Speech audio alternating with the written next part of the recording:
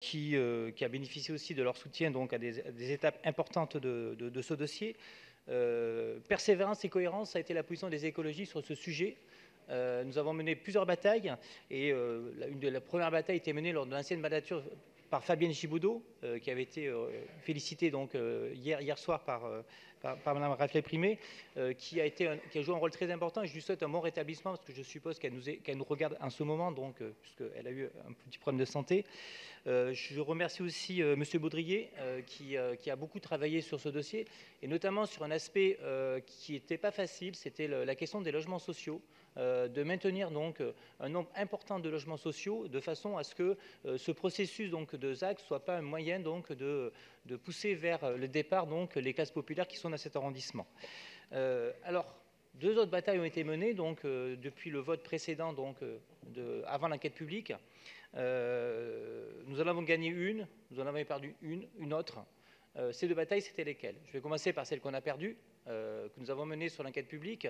Il y avait deux scénarios qui s'opposaient donc sur cette ZAC par rapport notamment donc, à une barre d'habitation qui était pour nous encore trop proche du périphérique, qui était à 80 mètres et nous proposions de la mettre beaucoup plus loin. Mais malheureusement, ce scénario a été très peu étudié, il a été écarté assez rapidement.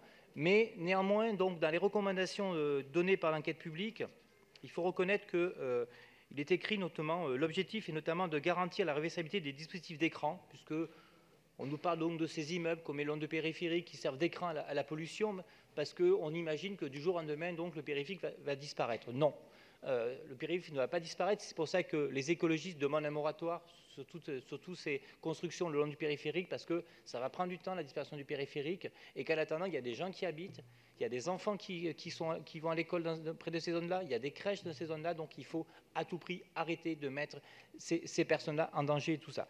Donc, cette recommandation de la commission d'enquête est très importante, et d'ailleurs, elle amène donc au premier avenant.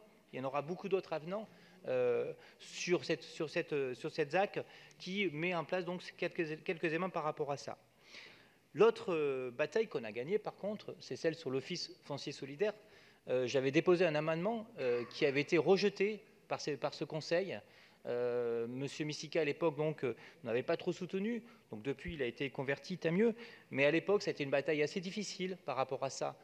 Mais depuis, les choses ont changé. Les choses ont changé donc, en plusieurs étapes. La première étape, ça a été donc le soutien de Yann Brossa, quand nous avons modifié au mois de juillet, je crois, donc, le règlement intérieur de l'OFS qui faisait en sorte que toutes les parcelles qui pouvaient rentrer dans le cadre de l'OFS devaient être rachetées par l'OFS. Mais ça n'a pas été suffisant. Parce que la mise en œuvre de ce changement donc, du règlement intérieur a mis du temps, puisque donc les 3 délibérations sur les actes, notamment celle de Piton-du-Vernois qui était à l'origine de cette bataille sur l'OFS, n'avaient encore que 56% pour le cas donc, de Piton-du-Vernois donc en OFS.